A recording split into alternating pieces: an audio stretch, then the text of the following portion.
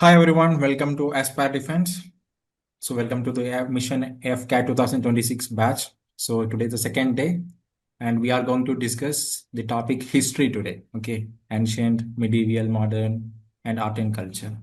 And today we have our proud mentor Subhash sir.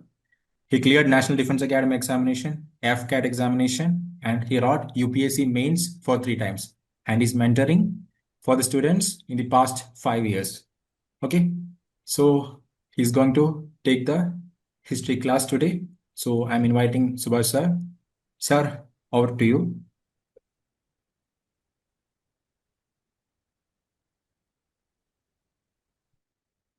Thank you, sir.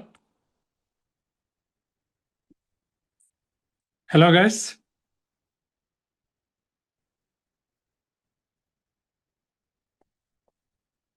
You can unmute and speak. Hello.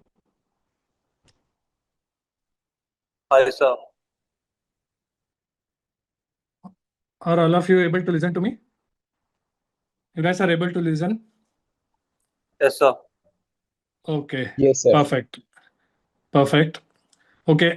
They have given me a huge task to teach history for AFCAT in a one day. I don't think it's possible to teach all the topics of history in one day, but I can give you direction and how to read and how to study. And we'll share this PDF in the WhatsApp group, community group. And if possible, I'll finish it today, or we can do it tomorrow morning also. If you guys are interested to listen the history part, okay, we can do tomorrow morning also. Fine with that?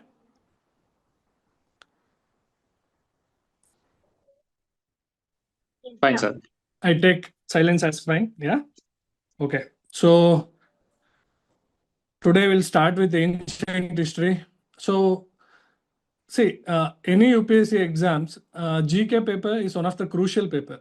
And normally if people writing defense exams, right? AFCAT, CDS, NDA, UPSC, most of us come from engineering background, and will not be having that much knowledge in GK subjects.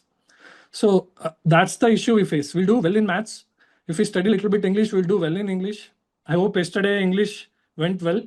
You guys understood the reading comprehension taught by Karthikeyan sir well. Vishnu, Arjun, and all participants can talk.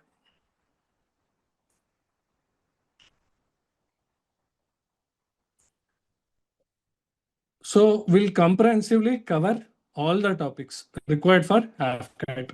I myself have cleared AFCAT NDA exam, and unfortunately in the final list I couldn't make it. And I've been preparing for civil services also. I've written 3 mains for civil services, and I've attended interview once. So I've been mentoring UPSC students also, including CDS AFCAT for last 3 to 5 years. So we'll start with the history. Fine with you all, guys? Yes, sir. You're able to see the screen? Yes, sir. Okay. Without wasting the time, then we'll start. Okay.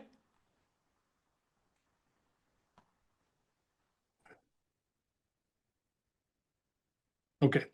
So, see, history can be divided into 3 parts. But history is not divided. We divide history for our convenience to study into 3 parts. So, ancient history, medieval history, and modern history, modern Indian history. Most of the AFCAT questions comes from modern history, modern Indian history. However, there are some crucial questions, and the AFCAT trend nowadays is where ancient as well as medieval history part questions are being asked more. So we'll cover as much as possible. This subject is very dry unless it is told like a story, right? We are very fond of stories. We are very fond of filmy style stories, but unfortunately, very less paucity of time is there now. Uh, Hemant has told to complete history in one day, which is not humanly possible. Even Hercules will say, no, not possible. So I'll try to do as much as possible, and I will give guidance on how to read and how to revise well, so that you'll be able to answer maximum questions in GK. Okay, I'll be taking all the GK subject: history, geography, economy, environment, science and tech, as well as the current affairs section I'll be taking. I'll make sure that this part you will get very good marks. Is it fine?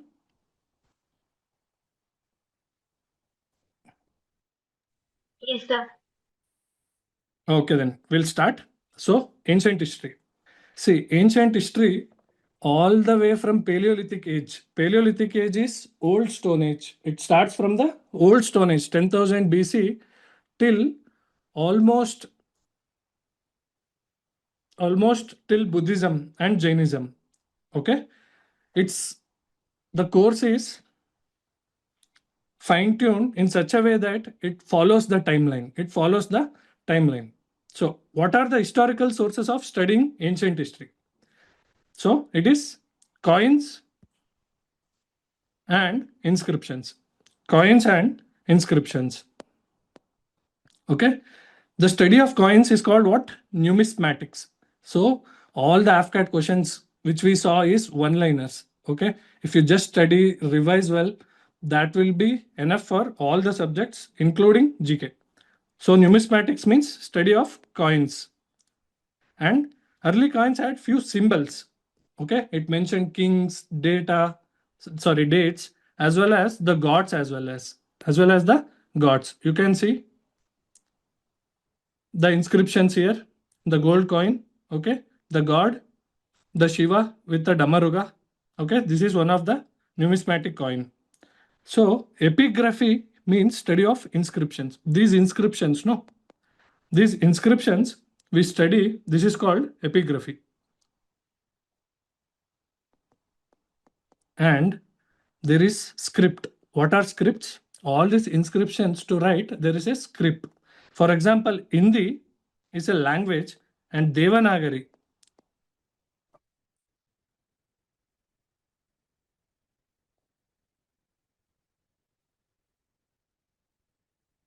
Pardon my language. Devanagari is a script. So languages are like Prakrit, Sanskrit, but the script what you write is Brahmi, Kharosthi, Greek, Aramaic. Okay. Hindi, we speak language, and the script is Devanagari script. Understood? What is numismatics? Study of coins. What is epigraphy? Study of inscriptions. And paleography is old writings. Okay, script. What is script?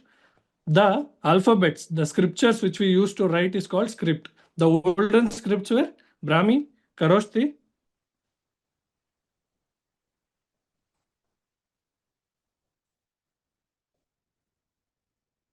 Greek, and Aramaic. And the languages, early language used during, say, Ashokan period, Mauryan period, were Prakrit first, later Sanskrit. There was Tamil language also. The Sangam age in the South India was Tamil language. Okay, so how do we construct the ancient history? How do we understand ancient history? There are no books. So there are no books, or only few books and remains are there. So what we do? We see the material remains through how? Radiocarbon dating. Radiocarbon dating. What we do? We take the material, okay? We see the carbon decay, and we'll estimate the time in it.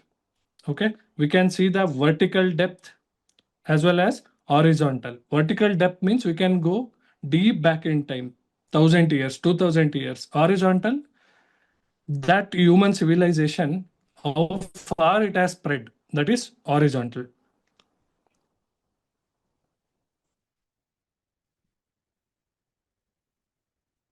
Okay.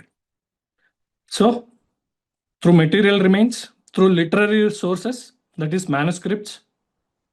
Manuscripts are oldest written on birch bark, that is the wood. You have written on wood. You can see the Vedas, epics, our Smritis and Dharma Sutras written in these old manuscripts.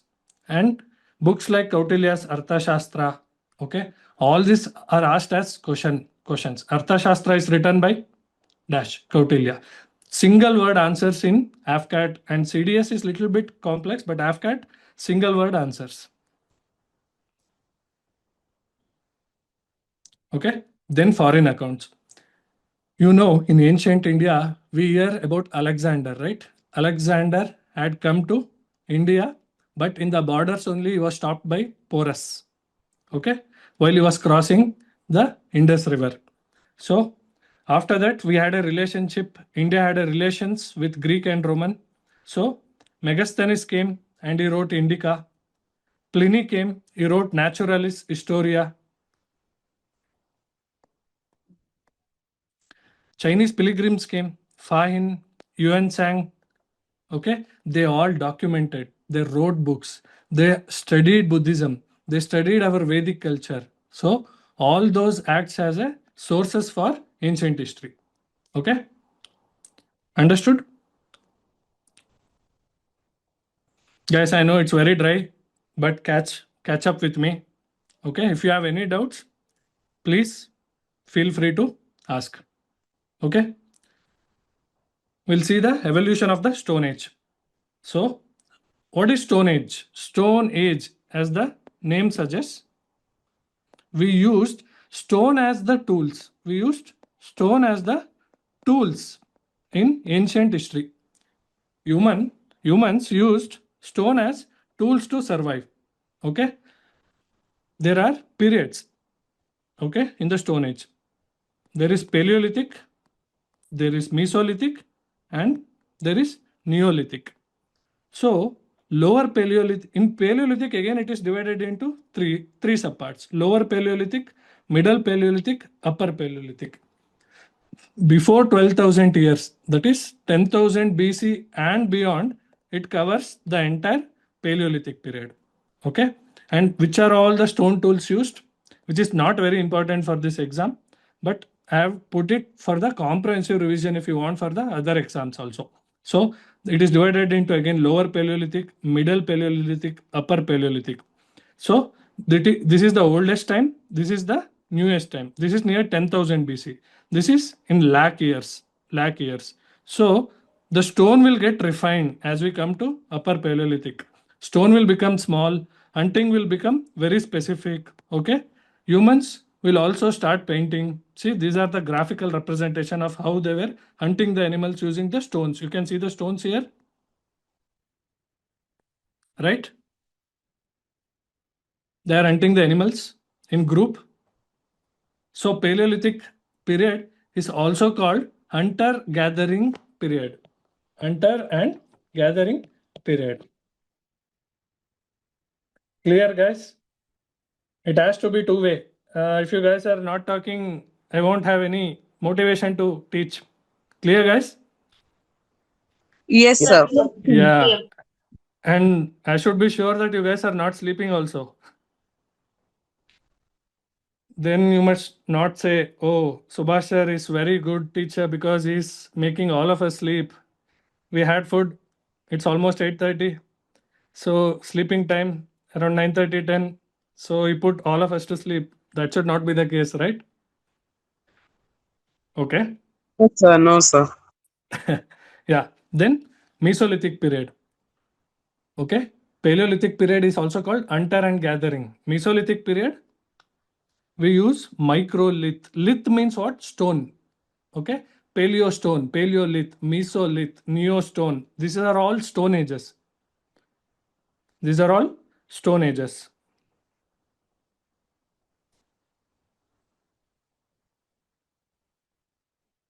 Okay. Mesolithic period.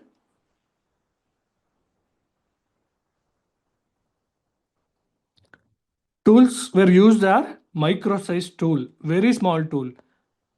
In Paleolithic, like this, big stones were used, but in Mesolithic, just small micro sharp-edged stones were used.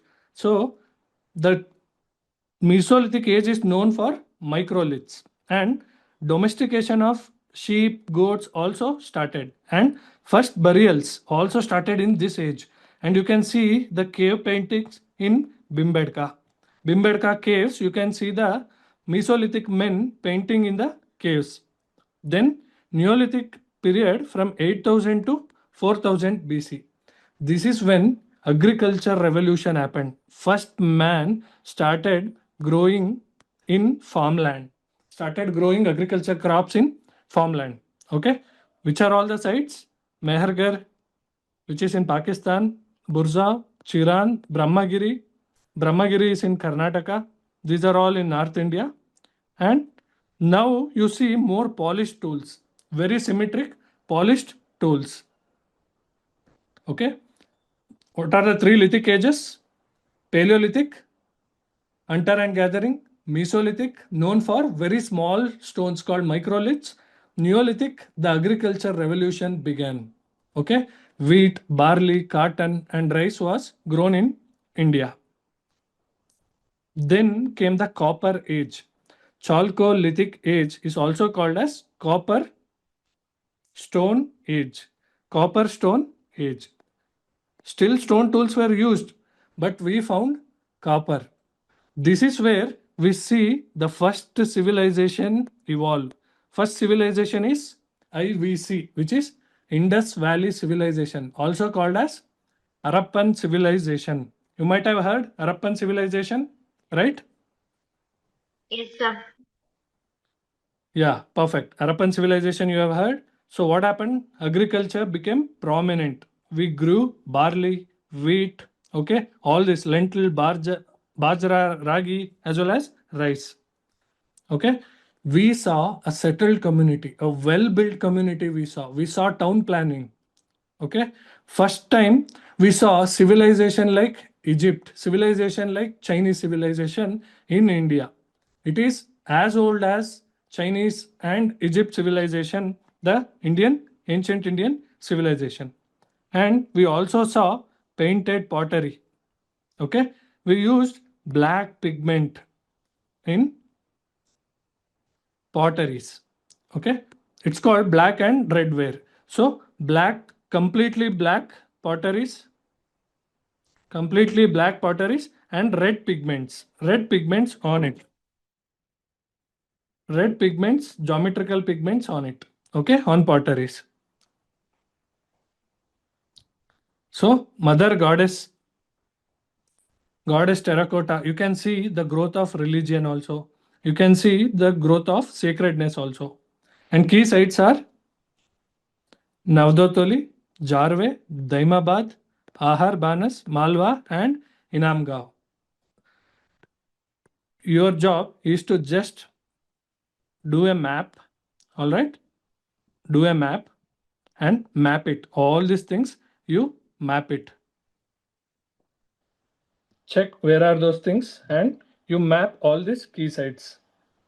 Normally in CDS, questions are less, but in AFCAT, but for the CDS and other exams, NDA exams, more questions have been asked from the sites, which are the Chalcolithic age or which are the Indus Valley civilization sites. So these are the sites, key sites have given, just mark it in the map. So what are the limitations? Still iron was not seen. There was no ores. Okay, ores we imported from Persia, Iran, and script is there, but we are not able to decipher it. The script is called Boustrophidan script. Okay, see, this is the Indus Valley civilization, Harappan civilization or Indus Valley civilization. Well-planned towns, rectangular grid roads, okay, cut at 90-degree. So you have wells, you have two-story buildings, okay. It was very planned, very neatly designed civilization, the Harappan civilization. First, it was excavated by Dayaram Sani, and it got the name of the first site, Harappan civilization. It is the first site. Okay, it is the first site, Harappan civilization.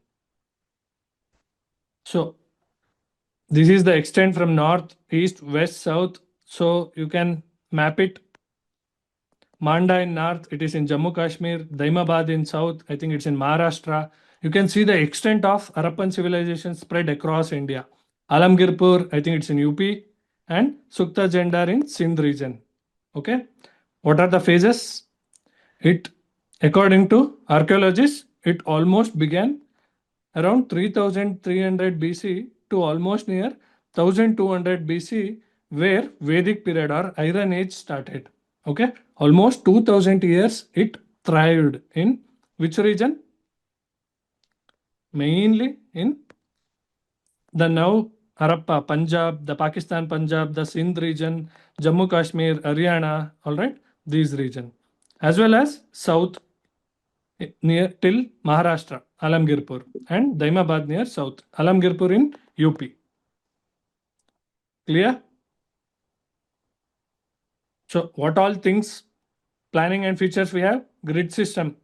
Okay. What is grid system? We can see houses in almost grid structures, and they used burnt bricks. Even in Egypt or Chinese civilization, we had only mud bricks.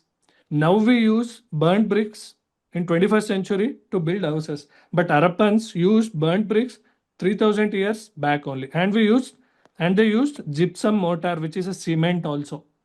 See how modernized they were. And drainage.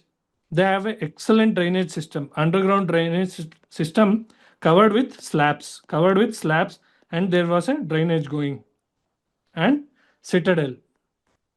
Citadel means there is a upper town where elite people live, and there is a down city where common people lived. So upper citadel and lower citadel where working people lived. So see, all these civilizations need water to thrive. Okay, and all these sites you can find near the river. The questions where AFCAT and CDS might ask is which site and which river as the match the following also. Harappa, Ravi River. Mohenjo-daro, Indus. Lothal, the river is called Bogava. Lothal is near Gujarat. Okay, Chanudaro site is Indus River. Dolavira, Luni River, which is Rajasthan. So there are important findings which are not so much useful, but you can go through it for you guys if you are interested in UPSC other exams also. Okay, we'll go very fast.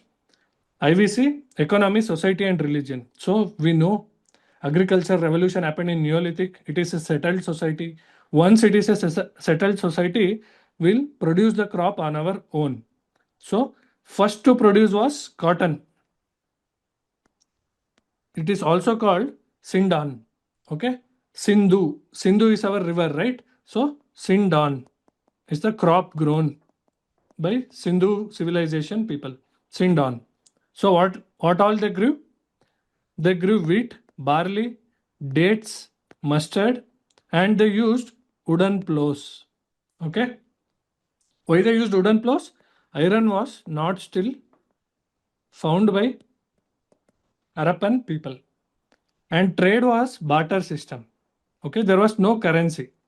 And they traded with Sumer people, Meluha, modern day Iraq. Okay, Meluhans. And they used bullock cart. That means they had oxes as well as cows. Hierarchy in habitation was there. You can see the citadel, right? Upper and lower citadel. And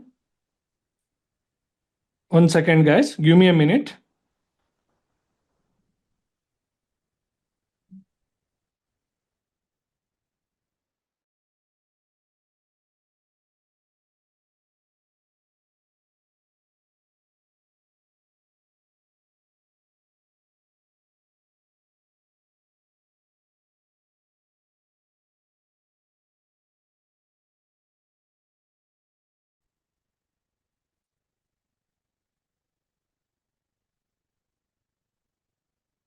Yeah.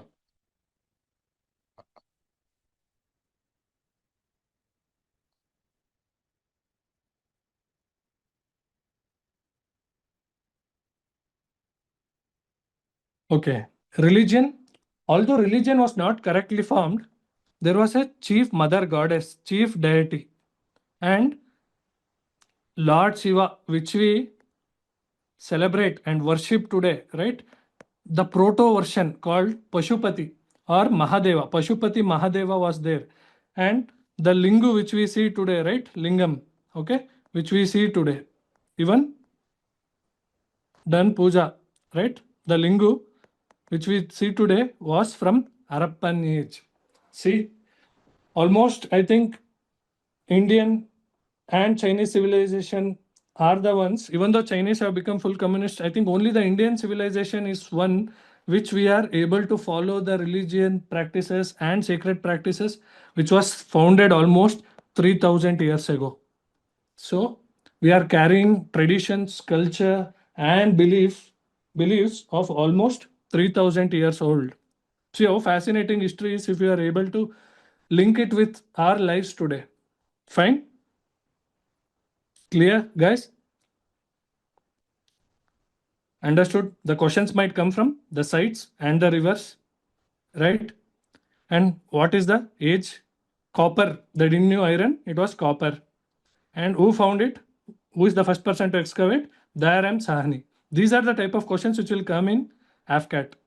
But for other exams, you will get more advanced question in civil services and other exams. I am doing it bit comprehensively for the benefit of other exams. So it might be a bit exhaustive, but it will help for other exams for all of you who are writing other CDS, NDA, and if you guys are interested in civil services, it will help. Okay, next we'll go to Rig Vedic or early Vedic period. So Rig Vedic, where did they settle? They settled in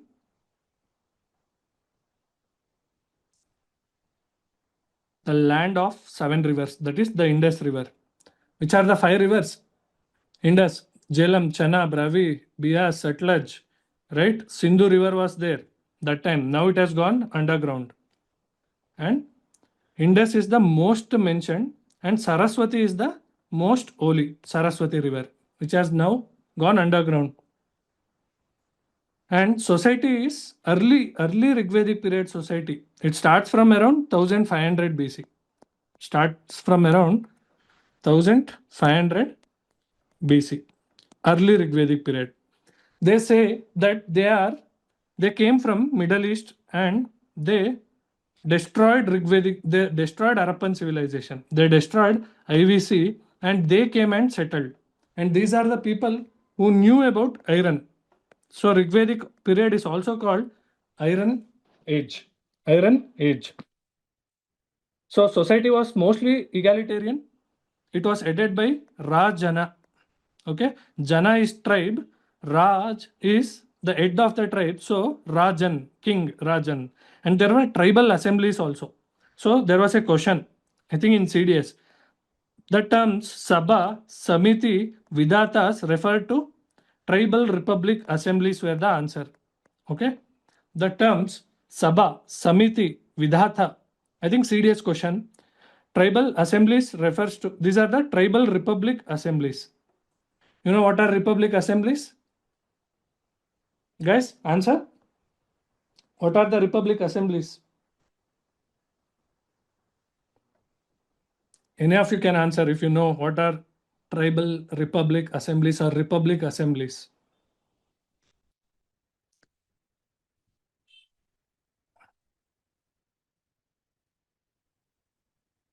Any See. meeting to like change any rule or regulation? Yeah. I think you guys have seen movie 300.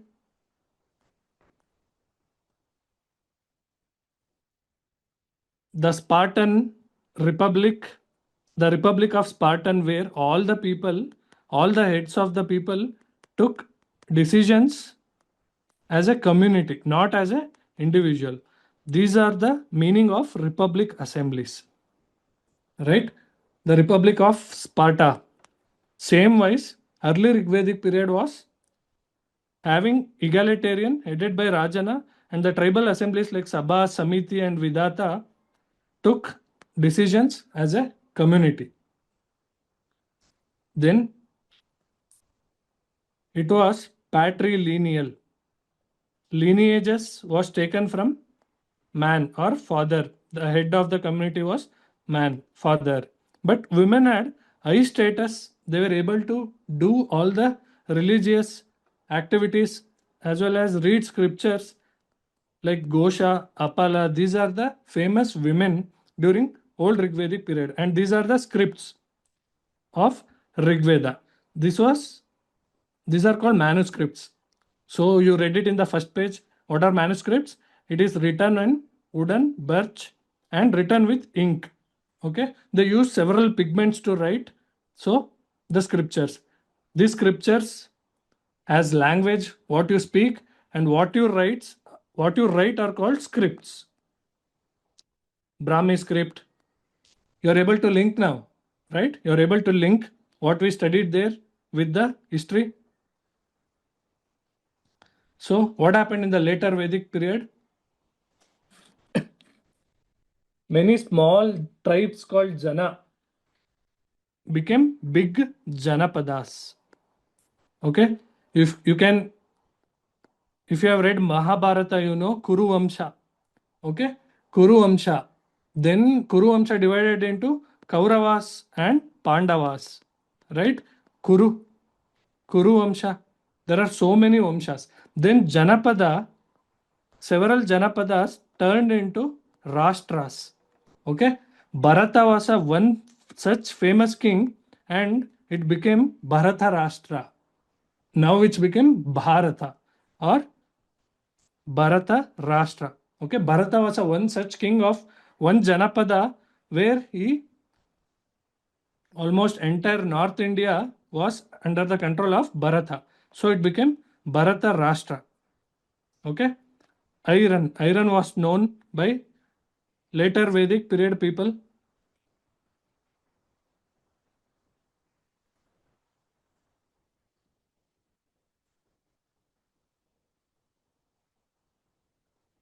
Okay, it was called Krishna Ayas.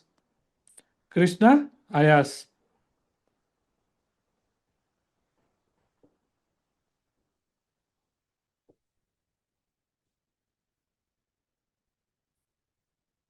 And whatever we grew here in later Vedic period, agriculture was the main occupation. Now it was switched by iron plows. In Indus Valley civilization, we used wooden plows, but here iron plows. So what is the inference? If we have iron, okay, we can clear the land very easily with iron. Okay, wooden, it will wear and tear very fast, but iron, easily you can clear the land, you can grow more crops. Once you grow more crops, you have surplus time. You have surplus time with you. So many other occupations started. And you know metals. So metallurgy started.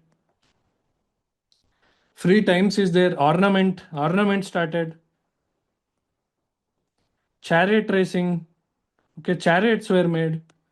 All this started during.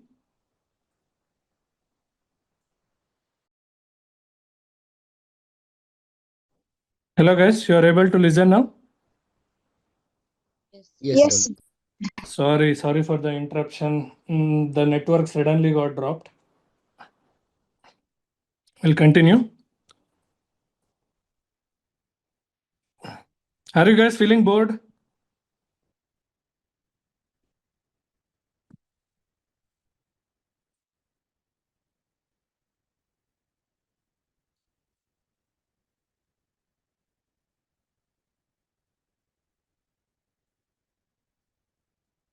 Guys?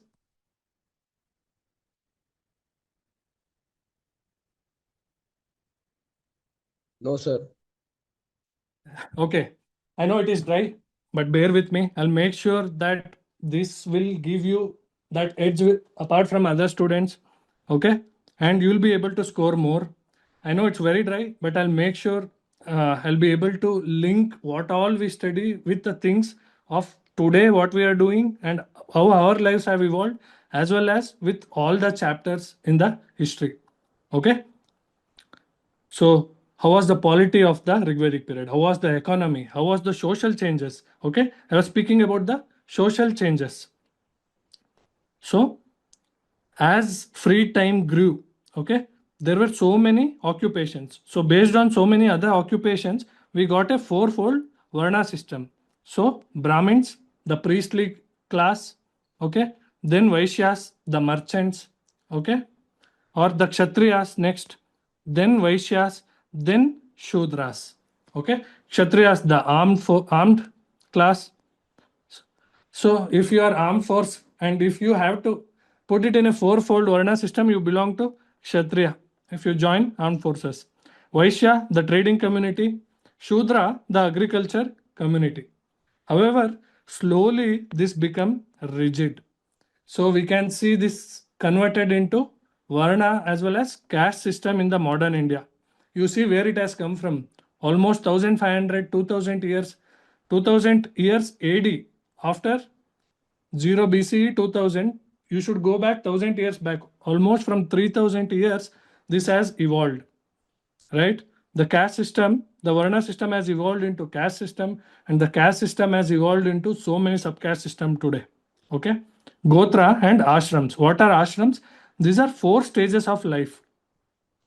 One is childhood, which is called Balya.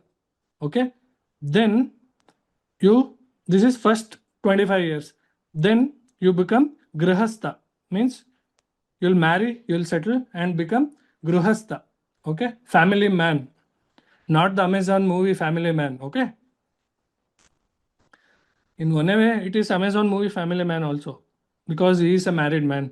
Then Grihastha, this is childhood, Balya, Grihastha, then Vanaprastha. Once you reach 75, they are telling you are Shatayu. Okay, that time man lives for 100 years. Man means both man and women lived for 100 years. First 25 years, Brahmacharya. Next 25, Grihastha. After 50, you marry your children and live to forest, Vanaprastha. Then you take sannyasa from 75 to 100. In the name of God, you spend time. That's how the ashramas are the 4 stages of human life was done. Okay. Brahmacharya, Grihastha, Vanaprastha, and sannyasa. Clear?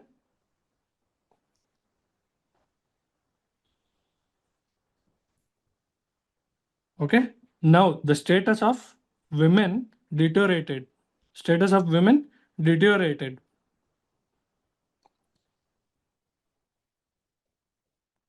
It degraded. Child marriage appeared.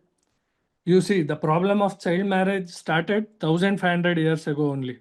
Okay. Lower Varnas were started excluded from studying Vedas and Upanayana. Understood? Vedas and Upanayana. Lower Varnas of Shudra and below Shudra called Panchamas were not given permission to study. Now, we'll see the classification of Veda. Veda, the term Veda means to know. Vidya, Vidya means knowledge, to know. So, 4 Vedas. Older Veda was Rig Veda, and there were many Upavedas also, which was not required. Okay, it is the oldest text. It contains 1028 hymns or songs, and it worshipped mostly nature. Okay, soil, Surya, Indra, right? Agni, Vayu, all this was worshipped in Rigvedic period. And Samaveda. See, the Indian music, in art and music, the music can be traced back all the way to Samaveda. These 3 books are, this is Rigveda is older Vedic, 1500 to 1000 BCE. From 1000 to 600 BCE, these 3 books, Samaveda, Yajurveda, and Atharva Veda, these 3 Vedas. Samaveda is book of melodies and music. Our music and ragas started from Samaveda. So, art and culture, one question might come easily. Which of the Vedas is related to music? Which is the answer? Samaveda. Okay. Rig Veda is the oldest Veda and it has 1028 hymns worshipping so many gods: Surya, Vayu, Agni. All right. Yajurveda, it is of sacrifices and rituals. Okay. All the Oma, Avana, which we do today. Okay. In US, I think one couple did Oma Avana and US police thought that house is on fire. Okay. All the sacrifices and rituals which we do today came from Yajurveda. Atharva Veda is where the sub Veda, Ayurveda began. It is also about magic, omens, cure for the diseases. Okay. This is normally known as non-Aryans. Okay. Vedic people are called Aryans, Arya. And this Veda normally is told to be came from non-Aryans. That is Dravidans, or the people who didn't come from the Asia, Central Asia region, the Iran region, where they came, Aryan people came and attacked the IVC. Okay, Shruti. Shruti means to hear, to reveal. Okay, and Smriti is all this collection or commentaries. It includes Upanishad, Vedangas. Okay, I'm doing it very exhaustively, but it will be helpful for you guys for other exams also. So you know Rig Veda, early Vedic period. Geography is just the Western Indian part. Society was egalitarian. You have republic assemblies like Sabha, Samiti, Vidhata. There were no child marriages. Women had a higher status. But in later Vedic period, everything changed. Okay. Polity became more and more from republic to hereditary. And big kingdoms evolved. And it spread to eastern part of India as well as little bit central India also. Okay. Iron was called Krishna Ayas. Agriculture became more, the surplus was given Bali and Baga. This was an UPSC civil service question. The surplus taxes given during Rigvedic period were called Bali and Baga. Right? Social changes, the egalitarian status converted into fourfold Varna system. I explained women degraded, Gotra and Ashrama started, women's position degraded, child marriage became rampant, and classification of Vedic literature. Now we'll go to Buddhism. What happened? People were fed up. People in that chain, right? Brahmin, Kshatriya, Vaishya, Shudras, they were fed up. Vaishya communities were very rich community. Why? They are trading community. Today also, if you see, the richest communities are the business communities, the Vaishya communities. Okay, Shettis, okay, Lombardis, Marwadis, all these were Vaishya communities. Can you see how our history dictate what we are today as a nation and what sections of society do what? Okay, can you see it? Are you able to match it? Okay, Vaishyas wanted to climb higher in that hierarchy. So they resented this priestly domination of Brahmins. Okay. The Vaishyas, the Shudras, they resented the priestly domination, and the Kshatriya class gave them support, okay, to revolutionize or to have a renaissance sort of a thing. We know Renaissance happened in Europe if you have studied history, but we had Renaissance 1500 BC back only, where Buddhism and Jainism, okay, the older sect of Vedic period are called orthodox sects, and these are heterodox sects. These are heterodox sects which came with revolutionary ideas, which went against, okay, all this priestly domination and rigid Varna system and caste system. First we'll see Buddhism. Buddha, Gautama Buddha was born in Kshatriya. Okay, Kshatriya class. Okay, his name is Siddhartha Gautama. Once he attained enlightenment, he became Buddha. Siddhartha Gautama is also called Shakya Muni. He is born in Lumbini, near UP Nepal border. So once he got enlightenment, he became Buddha, the knower of self. The Buddha means the knower of self. And enlightenment, where did he get? He got in Bodh Gaya. This is stupa. Stupa where Buddha's relics are kept. Okay. This is the architecture of Buddhism. The dome, the Torana, this is the dome, right? We'll study it in art and culture. So, there are three Ratnas of Buddha. Which are the three Ratnas of Buddha? One is the Buddha himself, and the Dhamma or the Dharma, dharmic principles which they follows, and the people, the Sangha, which Buddhist monks are there. These are the three Ratnas of Buddhism. And Buddha gave very middle path or Madhyama Marga. Neither extreme like Jainism nor very materialistic. He gave a middle path. Okay, he gave a eightfold middle path. You don't need to remember, but you need to know where he was born, where did he get enlightenment, Bodh Gaya, and these are heterodox sects, not orthodox like Rigvedic period. So these are important Buddhist councils and schools. Okay, once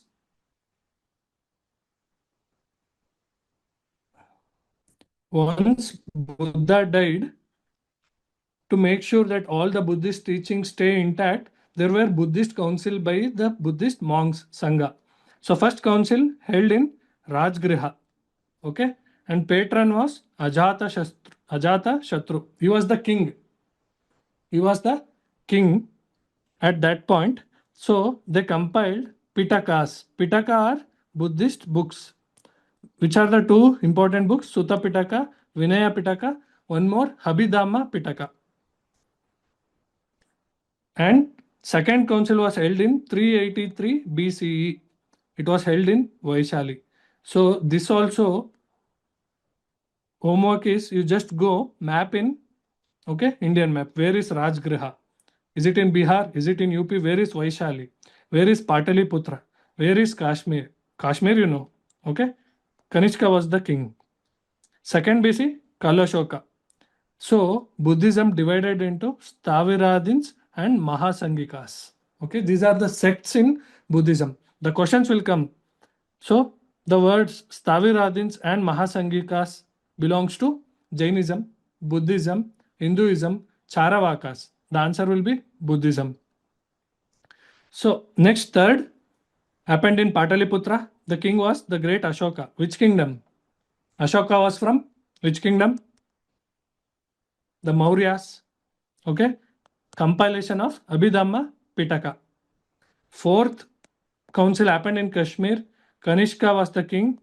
He was from Kushana dynasty. He was from Kushana dynasty who invaded India from Iran region, right? From the Persian region. In this phase, it divided into Hinayana and Mahayana. These are also sects of Buddhism.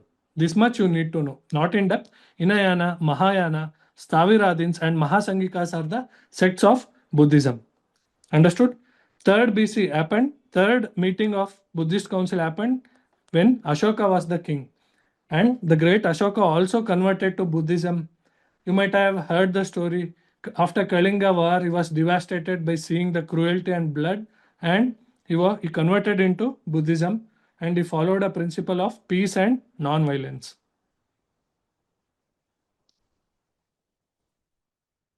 Now, these two came simultaneously. Jainism was already there, but Mahavira Tirthankara made it very famous. Okay. Jainism, Jaina means to know, knower of self, same like Buddhism. Vardhamana Mahavira was the 24th Tirthankara. Okay. He attained Kevalya or Moksha at the age of 42. Okay. What are all the principles?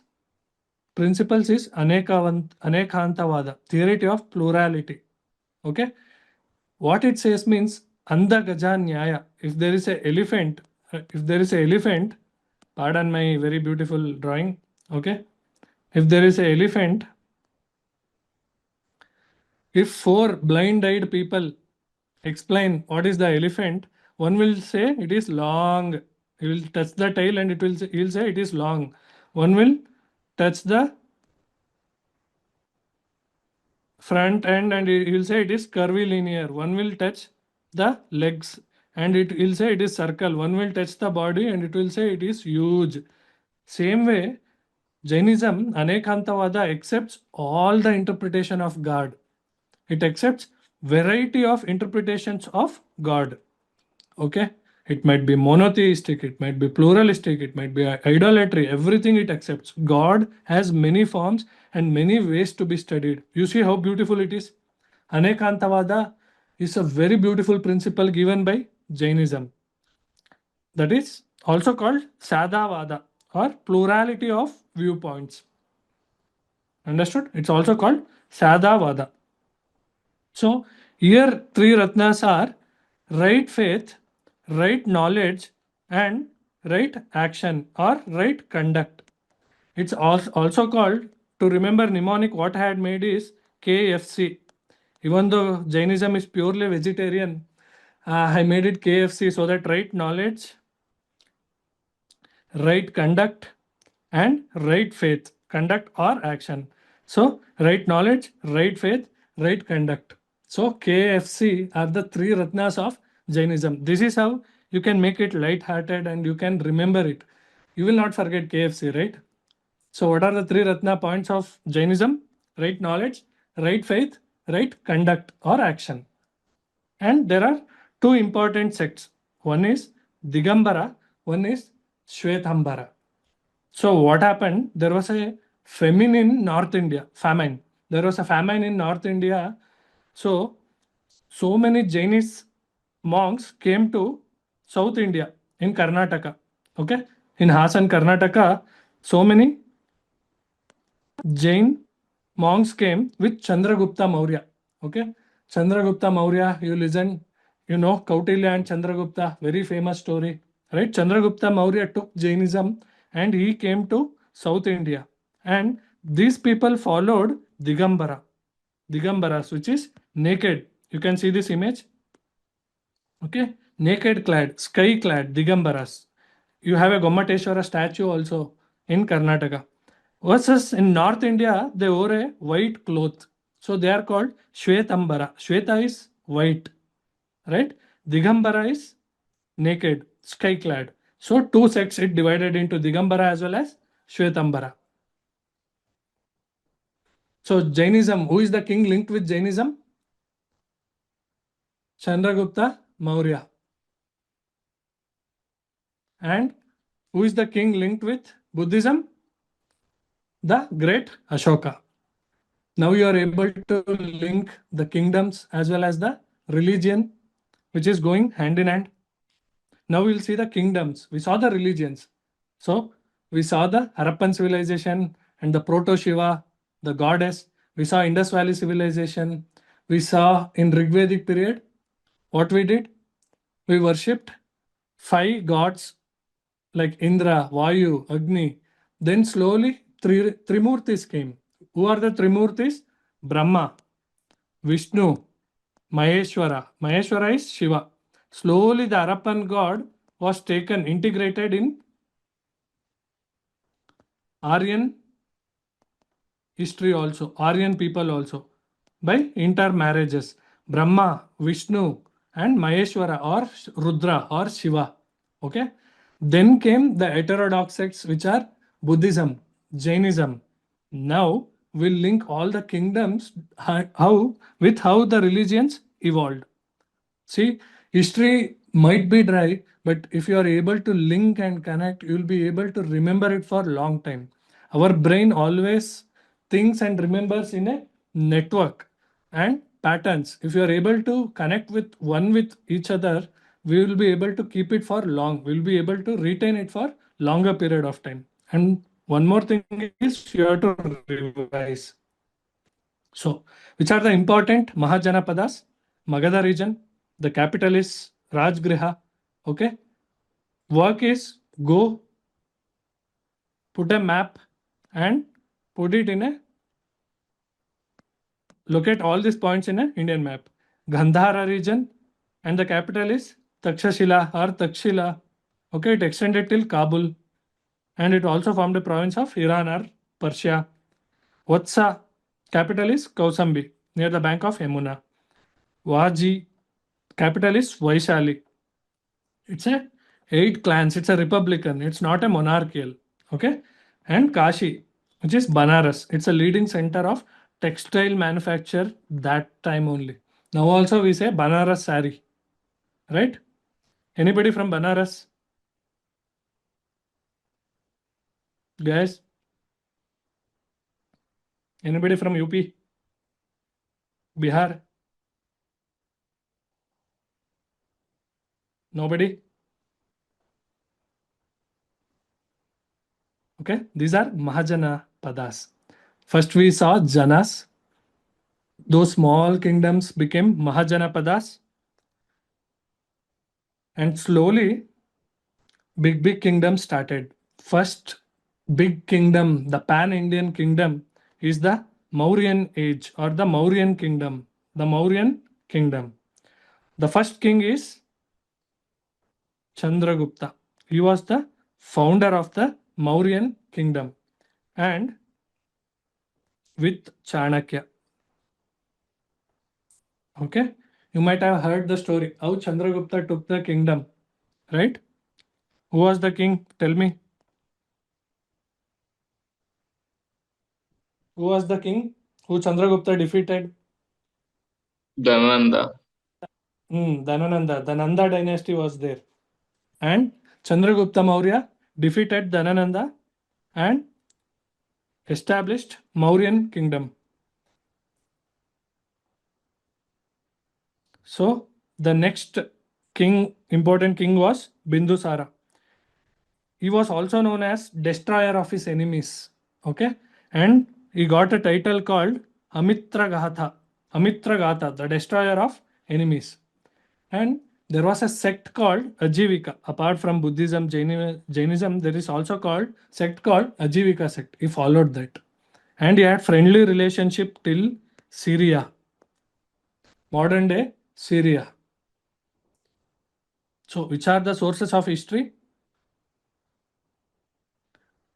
He had relationship, even Chandragupta Maurya had relationship with Greek king Seleucus was there when Chandragupta Maurya was ruling. So Seleucus sent Megasthenes to Chandragupta Maurya's kingdom, and Megasthenes wrote extensively about Chandragupta Maurya in Megasthenes Indica. And Kautilya Arthashastra also give economy and polity of Mauryan kingdom. Okay, and Mudra Raksha also was one of the literary works. And there were coins now, punch marked coins. There was a punching machine and punch marked coins. However, we are not able to see palaces during Mauryan period because we don't see any Ashokan palaces. We only see is stone inscriptions, right? Ashokan famous pillar inscription. But palaces are not there because they were made of wooden palace. But we are able to see stone edicts of Ashoka. Even the wooden edicts have been destroyed. The important king in the Mauryan is Ashoka. Ashoka the Great. So Kalinga war transformed him from violence to non-violence. So he started Dhamma Gosha or cultural conquest. Instead of war through Dhamma, okay, he subdued his enemy through Dhamma. What are all the principles? He took tolerance, non-violence, mutual acceptance, okay, and welfare of the people. Okay, Janashreya, it is called Janashreya. He became people's Shreya Abhiruddhi. So he became Janashreya Ashoka. And he appointed Dhamma Matras to propagate Buddhism. He also sent his own children to Sri Lanka.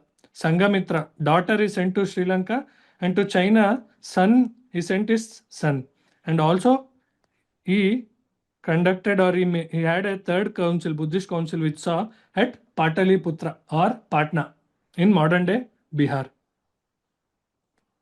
Clear? How is the Mauryan state and administration? Kautilya was a statecraftman. So he had a Saptanga theory, the 7 Kotes, the 7 Bhadra Kotes, Raja, Mitra, Durga, Amatya. Amatya is like our prime minister, not our home minister, for the kingdom. Janapada, Kosha, and Sena. Sena is, our Sena. Okay. And it was highly centralized with bureaucracy. Bureaucracy, people are called Amatyas or Maha Amatyas. Okay. This Saptanga theory, 7 circles of defense. And economy, it was state monopoly. It had mining, salt producing, liquor, and taxation on agriculture was 1/6 of produce. 1/6 of produce. And they also marked silver coins, silver punches, including gold punches started. There were spies called Gudha Purushas, and there were informers called Prativedakas, played critical role in central control. These are important, not important, but since it's a defense exam, questions might come, so I have put it. But you should understand the Saptanga theory and centralized economy during Mauryan period. So in South India, what was happening? The Sangam age was there. Okay. Sangam age, Tamil Akkam. Okay. The 3 kingdoms ruled in southern India. Cholas, capital was Kaveri Patna, emblem was tiger. The famous king was Karikala. Only this much. Okay. And founded the Puar. Puar is a coastal city in modern Tamil Nadu. Okay. Only questions that might come from is Cholas, the famous king, Pandya, the famous king, and the capital. Okay. Only remember this. Cholas, Kaveri Pattam, Karikala was the king, Puar, the places like Puar. You might ask the places also.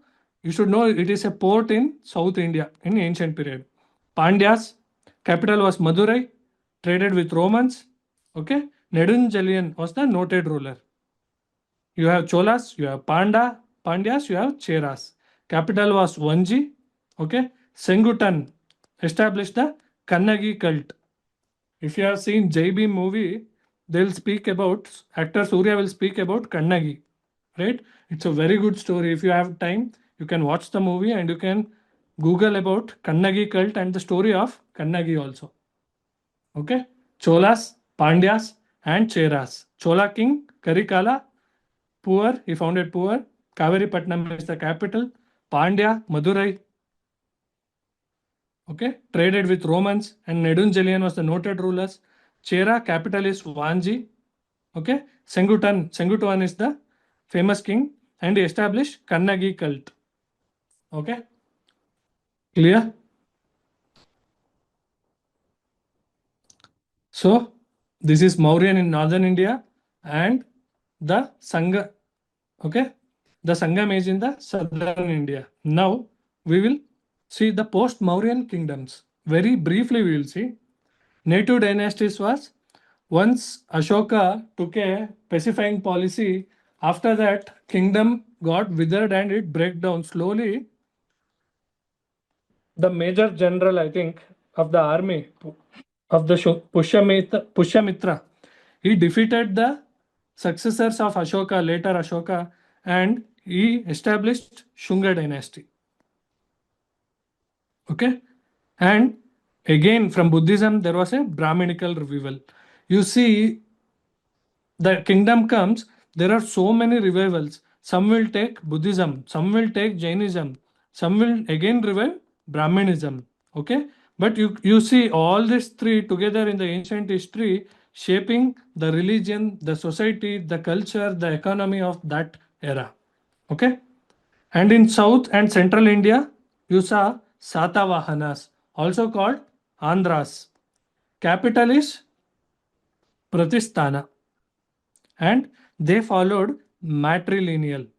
Okay. One of the famous king is Gautami Putra Shatakarni. See, Gautami Putra. Gautami is mother.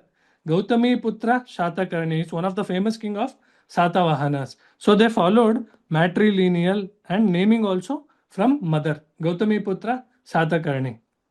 And we saw the foreign invasions also. Once Mauryan kingdom withered, see, you have to remember whenever the big kingdom, okay, withered or broke into pieces, always India has faced foreign invasions, okay, from Greek, from Persia, okay. Indo-Greeks were the first to issue gold coins, and Mauryans took that gold coins and they started minting here, okay. Menander was one of the king who invaded India. He wrote Milind Panno. And Kushanas, I already told who conducted fourth Buddhist council. Kanishka. Kanishka is Kushanas. He also came from Persian region, northwest India. Through northwest India he came. It is also Silk Route. He controlled Jammu Kashmir. And if we know that the POK, Pakistan occupied Kashmir, where we have this Silk Route going through Central Asia from China. Okay, he started the Saka era from 78 AD or 78 CE. Okay, Saka era was started by Kushana king Kanishka, and capital is Purushpur in Jammu Kashmir. See, they have so much. They also have religion, their polity, their administration. But if you start studying all that, you will lose the touch and you will not understand what you are reading. So I made it very briefly and where questions might come from. The kingdoms, the capital, very important facts which you have to remember. Okay. Now, Gupta Empire. Gupta Empire is also called the Golden Period. The cultural and the economical India reached its zenith in Gupta Empire. Okay. The famous king here was Samudragupta. Okay. Samudragupta is also called Napoleon of India. You see how we need the Western validation. Samudragupta is in AD 300 AD. When did Napoleon came? Okay. He came 17th-18th century. Samudragupta, 3rd BC. Sorry, 3rd AD. Okay. Napoleon should be known as Samudragupta of India. But what we are doing, Samudragupta is known as Napoleon of India. Okay. He took Mahadanda Yatra. He defeated almost everyone in North India. He took Kanike from South Indian kings. Okay. They paid tribute. South Indian kings paid tribute and accepted the suzerainty of Samudragupta. And he wrote Prayaga Prashasti about the king. And he also performed Ashwamedha. Ashwamedha is Brahminical supremacy again. Okay. He also performed Ashwamedha. Now we will see Chandragupta II is one of the important king. His name is Vikramaditya. He defeated the northern west Sakas. Many people came, Kushanas, Huns, Sakas, okay, from this Iran region, okay, Persian region. He defeated the Sakas and he had coat of 9 gems called Navaratnas. Which king had Navaratnas in his kingdom during Gupta age? Chandragupta II. Who is called Napoleon of India? Samudragupta. And it was a stable polity. There was progress in art, literature, famous Kaviratna Kalidasa. Okay, Kalidasa was during Gupta period. Science also grew, maths grew. Okay, Aryabhatta. Okay, you guys tell me which are all the books of Aryabhatta. Okay, if you don't know, Google it. Important books of Aryabhatta. Okay, of Kalidasa. Okay, Abhignana Shakuntale, Kalidasa. Okay, just see which are the literary works. We will discuss later, but today you find out which are the literary work of famous people in ancient India. Next important kingdom was Harshavardhana, and in south Pallavas and Chalukyas. Also during Gupta Empire only, I told you foreign travelers also came, right? Here Chinese traveler Winsong. Fine came during Gupta period. Correct. Yuan Sang also came. Yuan Sang came to Harshavardhana's court. Yuan Sang came in Harshavardhana's court. Okay. Gupta's period, Fine came. Okay. Chinese traveler, Fine came during Gupta Empire. And during Harshavardhana's period, Okay, Yuan Sang, the famous Chinese pilgrimage who came was Yuan Sang. Okay, he was felicitated by Harshavardhana also in Buddhist council. His capital is Kanauj. He defeated Pulakeshi of Chalukya. Okay, he was defeated by Pulakeshi. You see, first South Indian king defeating the North Indian king Harshavardhana. Sorry, he didn't defeat, he was defeated by. Okay, Pulakeshi too defeated where? The central part, the Battle of Narmada, in Narmada.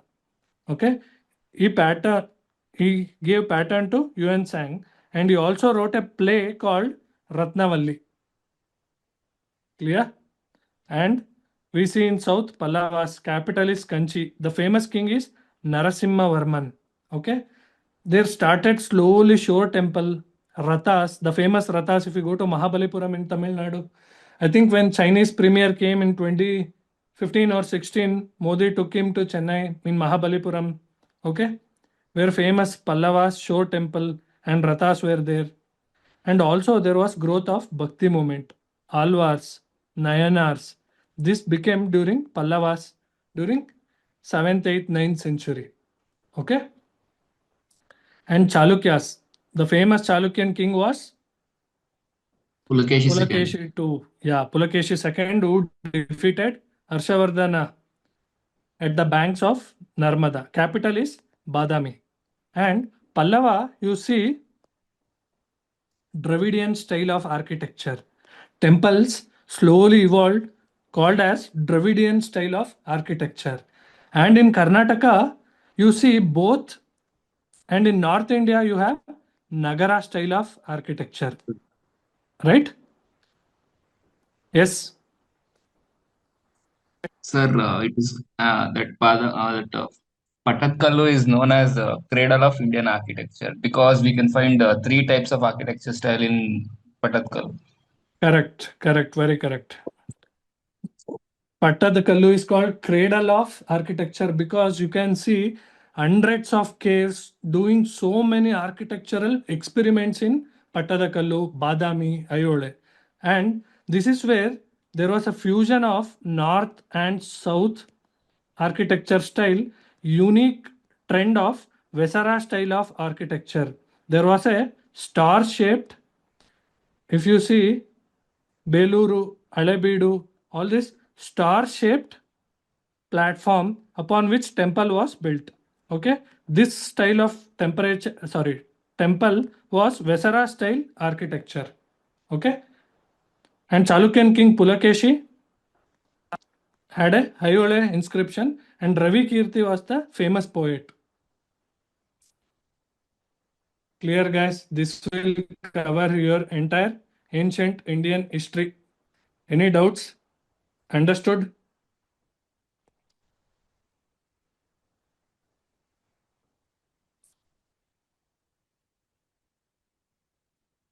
Any doubts? No, sir, clear. All clear? Or nothing registered? Clinic all clear? Clear, sir. Yeah? Can we proceed to medieval Indian history, or you guys need 2 minutes break? We'll take till 10. If needed, I'll continue the class tomorrow, Sunday. We'll schedule a time. I'll get in touch with Hemant and we'll schedule a class and we'll make sure that entire history, including modern history, is covered. We'll make sure till 10 o'clock we'll take how much ever history is possible today. Is it fine with you guys? Thumbs up, sir. Okay, and we'll share this PPT also in the group. Okay, revise well. This is, I think, roughly 100 or 100 plus slides are there, and it is done with pictorial, with all the necessary information required for all the exams, not only AFCAT. I have done it very comprehensively.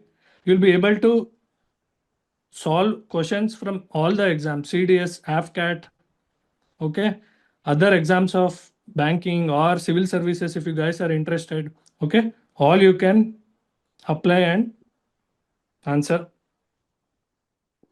Shall I continue then? Guys, Come on, I need a confirmation. Shall I continue? Tired? Yes, sir. How are you guys doing? Okay, I'll continue then. Now, medieval India start. Okay, medieval India, you can see from 7th to 8th century, early medieval India, till 1200 AD, almost till the conquest by Delhi Sultanates. Almost at the end of the early medieval, Ghazni, Gori, all this attack will happen, and then there will be establishment of Delhi Sultanates. Okay, there are five kingdoms in Delhi Sultanate.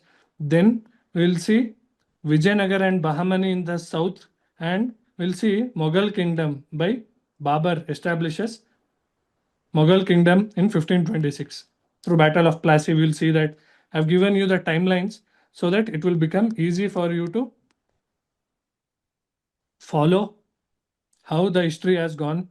Okay, and Marathas supremacy, as well as you can see Mysore kingdom also under Tipu Sultan and Hyder Ali. Okay, in 17th and 18th century. We'll go through one by one. Okay. What happened during 8th, 9th, 10th century was there was a tripartite struggle. Okay, and conflict over Kanauj. Kanauj is near Delhi.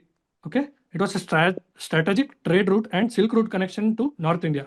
So there was a fight between three major powers. Okay, in the west it was Gurjara Pratiharas.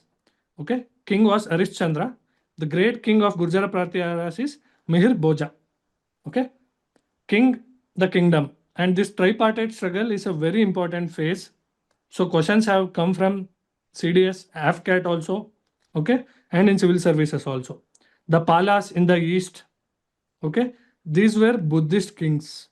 Okay, because of Palas, you can see Buddhism flourish in eastern part of India also, founded by Gopala, and center of Buddhism also. So Dharmapala, one of the Pala king, Dharmapala revived Nalanda and also founded Vikramshila. Okay, Vikramshila University was founded by Dharmapala. And the Rashtrakutas from the southern region, from the Karnataka region, were founded by Danti Durga. Okay, you also built famous the Ellora's Kailash Natha temple. Okay, Rashtrakuta almost controlled the central and southern India in the tripartite struggle. Which are the three kingdoms? Gurjara Pratiharas in the west. Okay, in the west, Gurjara Pratiharas, Rashtrakutas in the central and southern India. In the east, Palas. Okay, in the east, Palas. Clear? This was a phase of conflict. So, what happens when there is a phase of conflict? Always there is a chance for invasion, right? In 7th century, Islam started taking birth, okay, in Mecca and Medina in Saudi Arabia.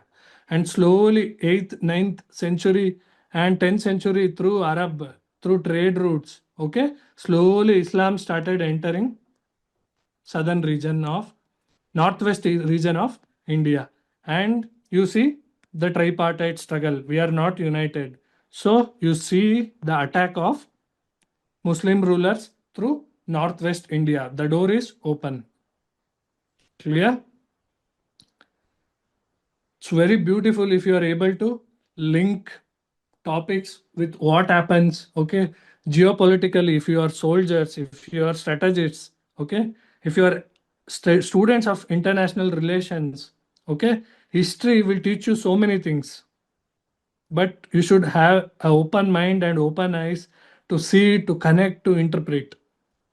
In South India, you had the imperial Cholas. Cholas were ruling South India and they spread Hinduism to Indonesia, okay, Sumatra, Java, Sri Lanka, okay.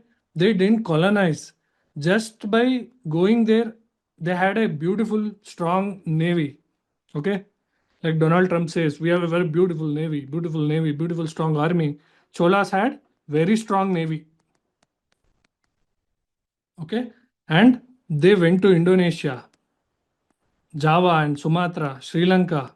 Okay, they defeated the king there. They accepted, those kings accepted, okay, the Indian king's supremacy, and through very friendly and cordial relation, okay, temples, okay, our history, our cultures were shared throughout the Indian subcontinent. Okay, key rulers were Raja Raja I. He built Brihadeshwara temple in Tanjavur. He conquered Maldives and Sri Lanka. And Rajendra I, later his son, he had a very strong navy. He controlled entire Bay of Bengal. So the Bay of Bengal was called Chola Lake. So you see the control of Indian kingdom Cholas during 8th, 9th, 10th century. Okay. Now we see the Indian Ocean, okay, which is a very strategic line of communication controlled by US, so controlled by Chinese. Okay, India is also looking to establish its supremacy here. Okay, he founded a city called Gangaikonda Cholapuram. Okay, we had a very strong navy. See, the modern day states, okay, if we have a strong navy, we can control the entire globe. See USA, they have aircraft carriers and they have a moving air bases throughout the globe, and they'll control all the regions. They have CENTCOM, AFCOM, middle, okay. CENTCOM is the central command, okay, Indo-Pacific. They control entire globe, entire world.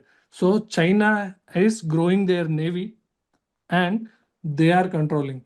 If India has to be a strong superpower, then the basic requirement is a very strong navy, okay, where you can show your military presence across the world. Then administration, see, this is the knowledge we share from 2000 years ago, okay, 1000 years ago. So administration, it is known for local self-government, okay. Local groups and communities started local administration. It was not centralized, okay. It was decentralized administration. It is mentioned in Uttara Merur inscription, okay. 30 wards were there and there were some rules to be selected and the selection was by lottery selection. And you can see heart, the Nataraja figurine, okay, it was made from bronze, okay. You can see the mixing of metals, okay. From copper you can see bronze, brass, okay, tin, and it reached the zenith of Dravidian art. Nataraja figure shows metallurgy, the art, that is the dance form, right, Bharatanatyam, and it reached, okay, the Chola art, the Dravidian art reached its zenith under Chola kingdom. Okay, now we will see the attack. Okay, first Muhammad Ghori came, then Muhammad Ghazni came.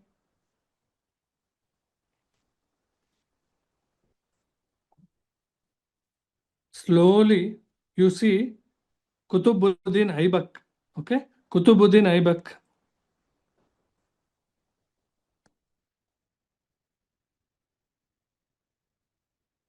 One second, guys.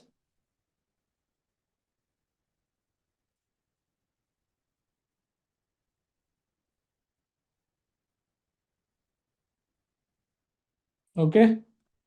First, Muhammad Ghazni came. He plundered India like anything. Okay. He is from modern day Afghanistan. You know the famous battle of Terrain. He defeated Prithviraj Chauhan in the famous battle of Terrain. Who? Ghazni. Sorry, Gori. First Ghazni, he plundered. He plundered India. Okay.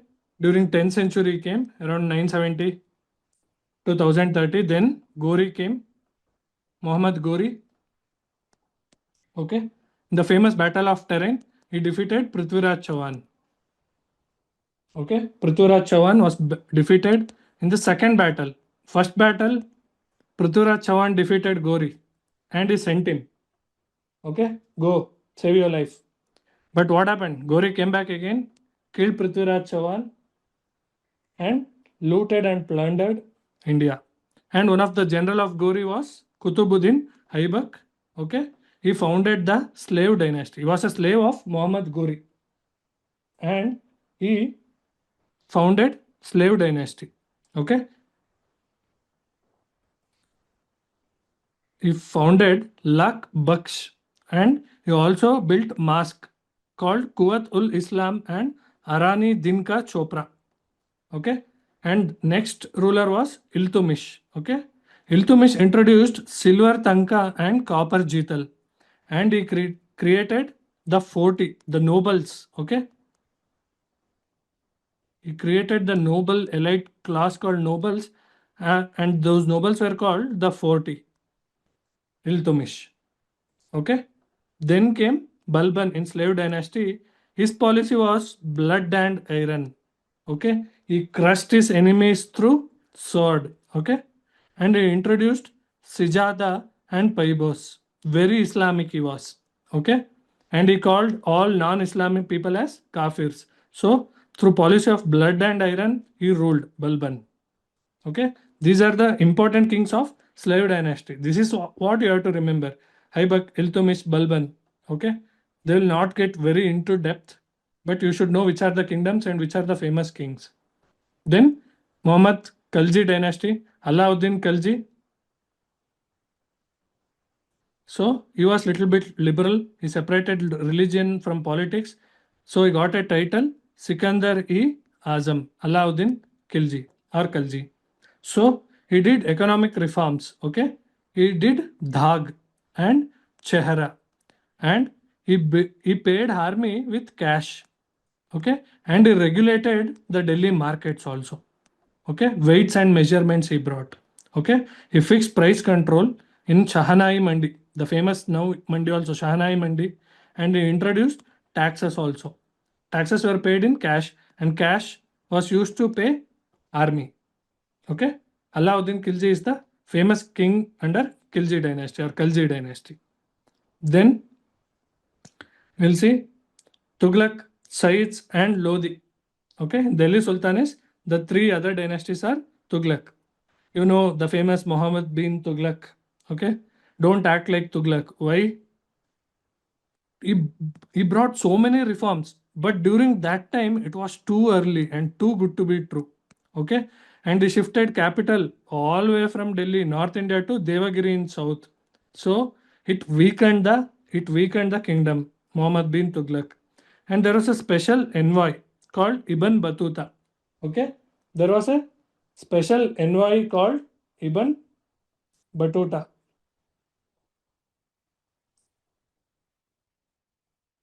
He came from Africa, Morocco. And other famous king is Firoz Shah. Okay, and he gave something called Iktas. Okay, hereditary lands. Okay, questions come like this: what are Iktas? Hereditary land in Delhi Sultanate periods. Okay, what are jizya? Jizya is a separate tax. Okay, separate tax on the subjects who are not following Islam. Jizya. Okay, and administration. Who took care of administration?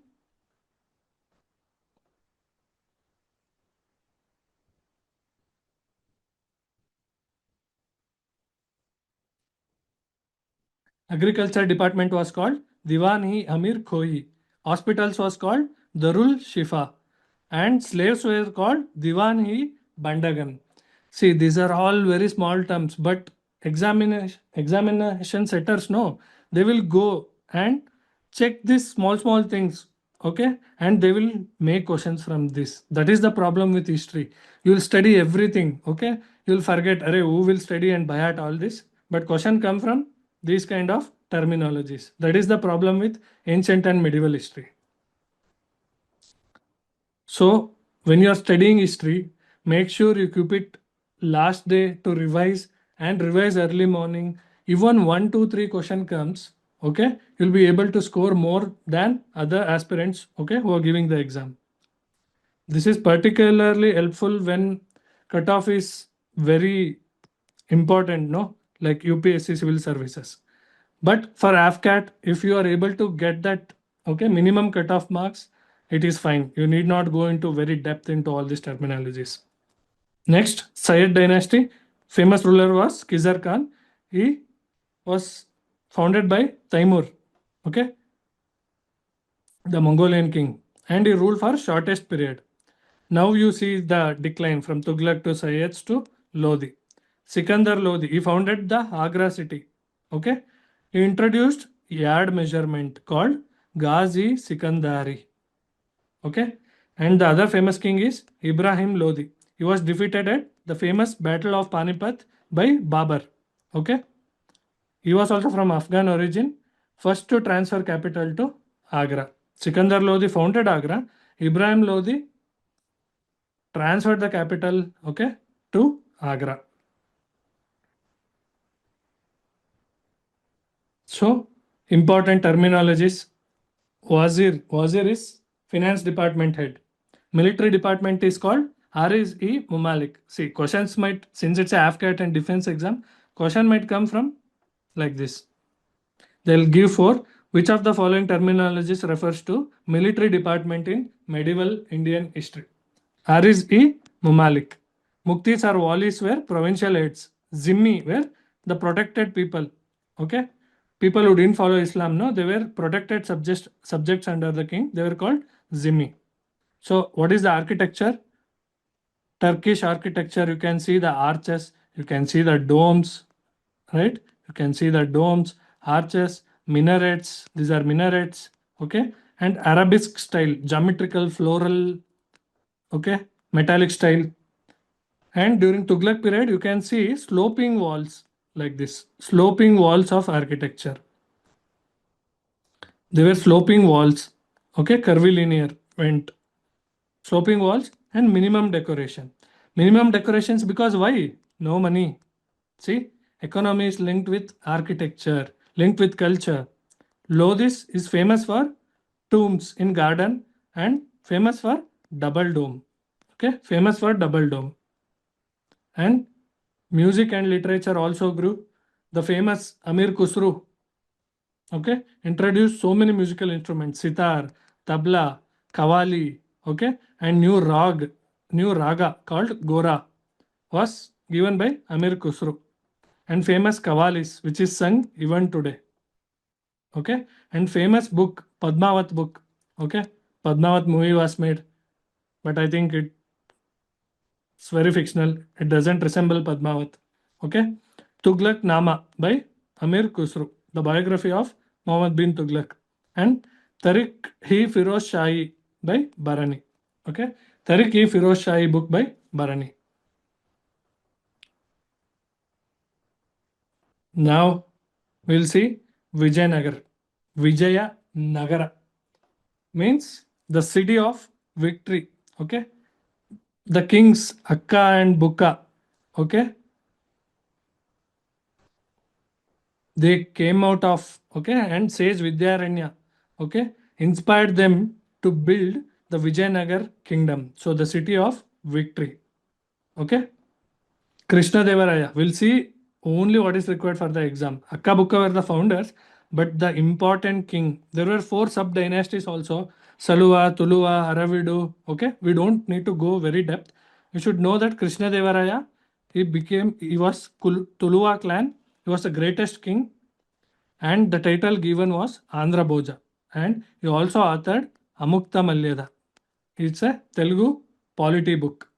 And administration, the famous Nayakas, okay, small Palegars and Nayakars were there. That administration was called Nayankara system, and officers called Nayakas or Palegars were granted land and small areas to rule locally. And he had a famous Ashtadiggajas in his 8 scholars. And famous was Allasani Peddanna. You might have heard Tenali Ramakrishna, right? The famous comedian poet. Okay, Vikata Kavi is called Vikata Kavi Tenali Rama. And many travelers visited. Okay, Nicola di Conti from Italy, Abdul Razak from Persia, Domino Payas from Portugal, and Barbos. famous. Yes? Barbos. Yeah, Barboza. Okay. And this famous chariot. Okay. Chariot, which is also UNESCO's World Heritage Site. And architecture temples like Vitalasamy and Hazara Ramasamy temples, okay, was built in Vijayanagara. Now we'll see the other kingdom, the Muslim kingdom, the Islam kingdom in southern India, which was Bahmani kingdom. The 5 Deccan Sultanates. Then I think it. Okay, now we'll see the Bahmani kingdom and its disintegration. Okay, Bahmani kingdom was found by Hasan Gangu. Okay, and all these 5 Deccan Sultanates had fight with Vijayanagara, and they destroyed Vijayanagara and plundered Vijayanagara. There was a fight between, okay, Bahmani kingdom was destroyed by Krishna Deva Raya and it disintegrated into 5 Deccan Sultanates. However, Krishna Deva Raya's next successors like Aliya Ramaraya was one of the king under whom Vijayanagara was defeated by this 5 Deccan Sultanates. Okay, Muhammad Gawan was a famous prime minister under which Bahmani kingdom reached its zenith. Okay, he divided kingdom into provinces called tariff. Okay, 8 tariffs he divided. Tariffs or tariffs. And which are the 5 Deccan Sultanates? From Bijapur, Adil Shahis. You might know the famous Gol Gumbas. Okay, famous Gol Gumbas, which is also having whispering galaxy. If you call someone's name, it will call you back 3-4 times. Golconda of Qutub Shahis, they built Hyderabad and Charminar. Okay, Hyderabad city and Charminar, the famous Charminar there. Ahmednagar, the Nizam Shahis, Berar, and from Bidar, Barid Shahis. Okay, Himad Shahis and Barid Shahis. These are the 5 Deccan Sultanates. Adil Shahis of Bijapur, Qutub Shahis of Golconda, Nizam Shahis of Ahmednagar, Himad Shahis of Berar, and Barid Shahis of Bidar. They destroyed Vijayanagar kingdom, which was ruled after Krishna Deva Raya by Aliya Ramaraya. Okay, the city of victory became city of mourn once it got destroyed. So we'll finish today. I think we'll end it here, Bhakti and Sufi. From Mughal era and the modern Indian history, we'll schedule a time and we'll make sure if tomorrow you guys all are free, we'll teach it. Now I'll just go through Bhakti and Sufi movement. Okay. So Bhakti school, there were Nirguna. That is, God has no attributes. God is Nirguna. He has no shape, he has no color, he has no attributes. Okay. Saguna. Saguna means God has all the gunas, all the characters. Nirguna's school belongs to Guru Nanak, who was also founder of Sikhism, Kabir, who was also follower of Guru Nanak, and Ravidas. Saguna sect was followed by Tulsidas, who wrote Ramacharita Mirabai, Chaitanya Mahaprabhu in Northeast India, in Assam. And in South, we already saw, we have Alvars, who are followers of Vishnu, and Nayanars, who are followers of Shiva or Shaivites. Nayanars are Shaivites, Alvars are Vishnuites. Okay. We also saw a reform in Islamic movement. Okay. We saw reform in Islamic movement through Sufism, which also took so many attributes and characters from the Indian religions. Okay, Indian liberal religions. Okay, famous Sufi silsilas or the houses, Sufi houses are Chisti. Okay, the famous poet come Sufi saint is Moinuddin Chisti. Okay, and Nizamuddin Hauliya. You might have heard from so many Qawwalis, Nizamuddin Hauliya. Okay, so this word first they'll start while singing Qawwalis. Okay, he introduced Sama or the music, the Qawwali music. Okay, Shurwadi, it is one order. Okay, rich order, and it is in Multan region. Okay, near Pakistan. So the concepts were fana, annihilation of self. Okay, let go of the ego. And wahaduthul wajud, that means unity of being. Okay, everyone are one with God. Okay, you can see the same thing with bhakti movement also. So liberal, and God and man are one. Okay, everyone can attain moksha. Okay, through simplistic bhakti. And there was promotion of local language. Okay, through Awadhi, Bridge, Bengali, and also it saw Hindu Muslim unity. In the political fight, in the kingdom fight, there was rivalry between Hindu kings and Muslim king. However, with the people, there was unity. There was Hindu Muslim unity. You can see almost from 10th century, you can see the religious coexistence of various religions, sects, okay, including Christianity in Kerala, including Christianity in 7th, 8th century in Kerala and Goa slowly. Okay, once Portuguese came, Goa, but in Kerala. Okay, you can see India as a religious melting point. Okay, you can see India as a religious melting pot as well as melting point.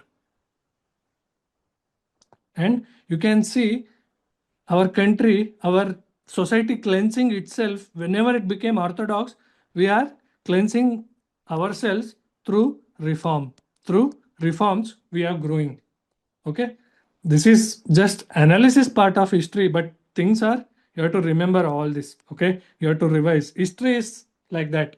Okay, it's very interesting what you can infer, but in examination it is of no use. Okay, in examination you have to memorize, you have to revise. Okay, once you revise and once you attend the questions, we'll also try to give you, okay, 20-25 mock questions, and we'll test you so that you'll be able to do back engineering. Okay, see the question and then learn, then revise the topics. I think now it's 10 o'clock. Do you want me to continue, guys? Or you want me to teach tomorrow? We have the Mughals, the Marathas, okay, the Anglo-Maratha wars, and briefly I will tell you about the Mysore kingdom, and then we have modern Indian history.